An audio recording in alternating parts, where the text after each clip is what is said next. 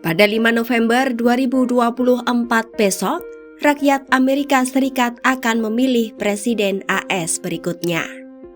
Simpati warga AS tahun ini akan menjadi rebutan oleh Capres Donald Trump dari Partai Republik dan Capres Kamala Harris dari Partai Demokrat. Siapapun pemenangnya nanti, mereka akan menahkodai selama 5 tahun ke depan. Kira-kira bagaimana mekanisme Pilpres AS 2024?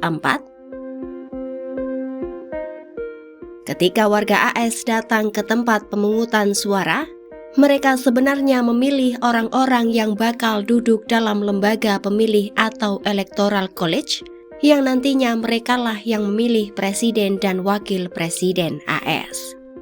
Tidak seperti pemilu di beberapa negara termasuk Indonesia, presiden dan wakil presiden AS tidak dipilih langsung oleh rakyat. Presiden dan wakil presiden AS dipilih oleh mereka yang disebut elektor atau yang menjadi penerima mandat partai. Mereka biasanya petinggi partai atau sosok yang berafiliasi dengan kandidat presiden dari partainya. Proses pemilihan elektor ini disebut dengan Electoral College. Jumlah perwakilan setiap negara bagian dalam kelompok ini disesuaikan dengan total populasi di daerah tersebut. California adalah negara dengan bagian perwakilan terbanyak, yakni sebanyak 55 orang. Sementara negara bagian yang jumlah penduduknya sedikit, seperti Wyoming, Alaska, dan North Dakota termasuk Washington DC, diwakilkan oleh minimal 3 orang. Setiap orang dalam lembaga ini memiliki 1 hak suara, dan total anggota Electoral College adalah 538 orang.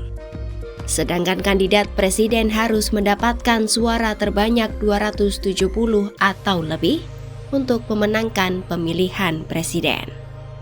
Makanya, sangat mungkin seorang kandidat menjadi yang paling populer secara nasional di kalangan pemilih, namun gagal mendapatkan 270 suara dari anggota Electoral College.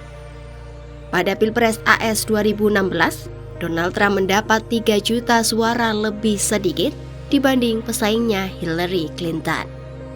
Namun, Trump mendapatkan suara terbanyak di Electoral College, sehingga dia terpilih sebagai presiden.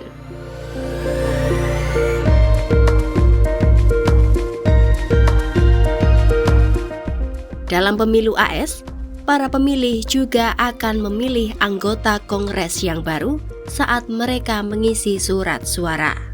Kongres AS sendiri terdiri dari Dewan Perwakilan Rakyat dan Senat. Kedua institusi ini mengesahkan undang-undang sehingga dapat bertindak sebagai pengawas Gedung Putih.